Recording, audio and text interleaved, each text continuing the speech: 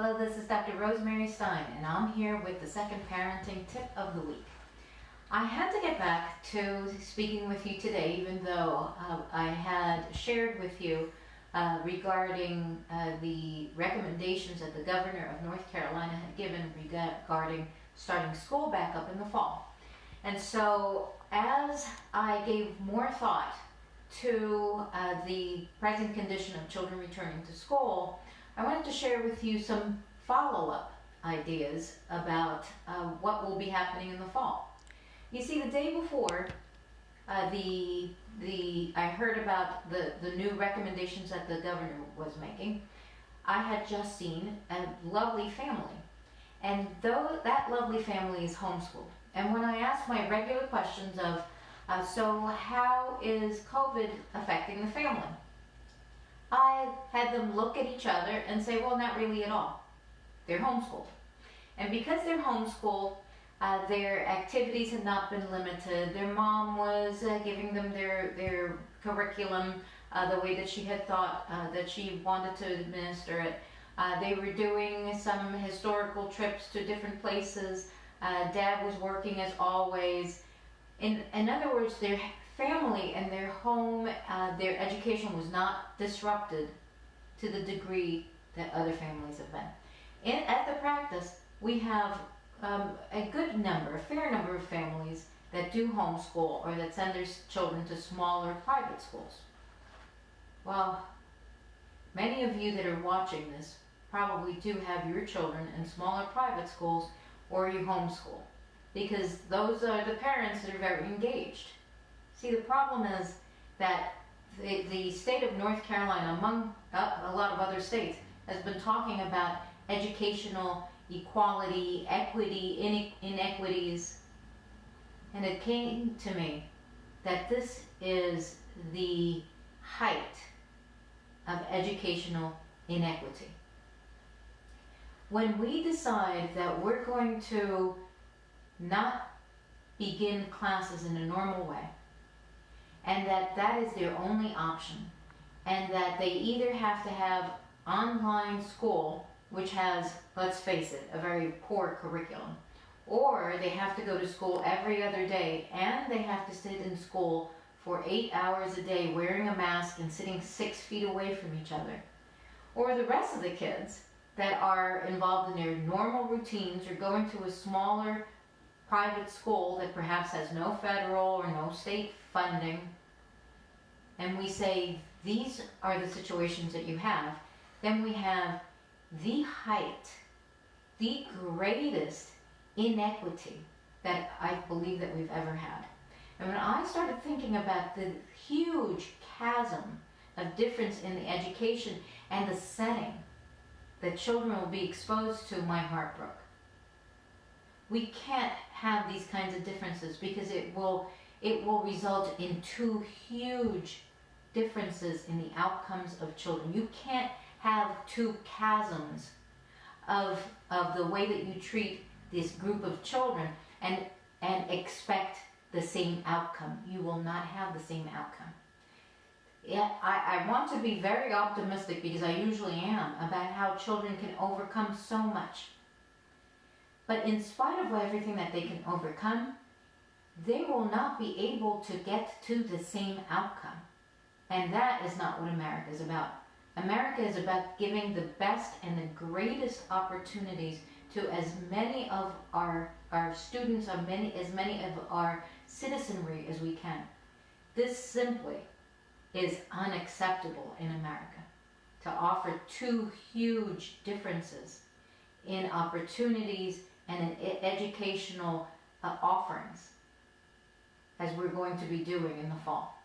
And so, as usual, I try to bring up, what can we do about this? Well, first of all, we have to be talking to our local superintendents. We have to be talking to your different representatives, your state senators, I mentioned our superintendent of public instruction, Mark Johnson, which once again has left me rather unimpressed. But this is his moment to stand up, guys. There are so many people that could and should be able to step up for our children, all it would take would be a 10 to 15% of our leadership to say, yes, we're going to do better. And so I'd like you, each one of you, if you personally know one of your representatives, one of your state boards leadership, or even your local board leadership, that would be helpful. Your local superintendents, that would be helpful. Write them letters. Tell them what you've just heard about, not only that we cannot offer such a big difference, but also what I said yesterday. The transmission rate among children is almost zero. The transmission rate from children to adults is almost unheard of. For children to get very sick from this virus is almost unheard of.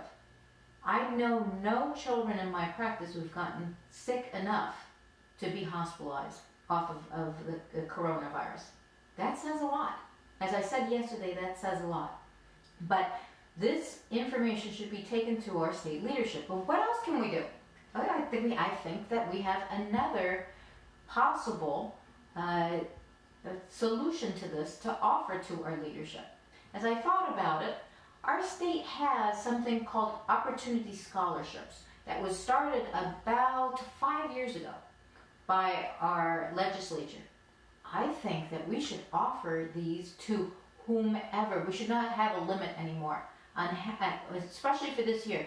I request that 2020, 2021, there be no limit on opportunity scholarships as long as you're making, well, let's say, less than $80,000 a year. A household that makes $80,000 or less a year should be offered opportunity scholarships. Why? Because of what I said. We need to be able to offer an equal setting of education to all of our children. And the only way to be able to do that, whether a family is a single family income or a family that cannot stop working, one of the parents cannot stop working, is to be able to offer the opportunity scholarship to each and every student. I say it should be to every single student, but perhaps at least to every single family with every single child that is making a much higher threshold. And instead of having X amount in the state, it should be offered without stop to every single family, so that we may indeed give them an opportunity to be able to get homeschool, homeschool curriculum ordered, and that may supplement the amount of hardship that there will be if one parent does not go back to work. These are things that will put our children who are in disadvantaged homes at an equal footing with those parents that have already given up homeschooling. And of course, that would mean that the ones who are already homeschooled, because I thought that was a real inequity.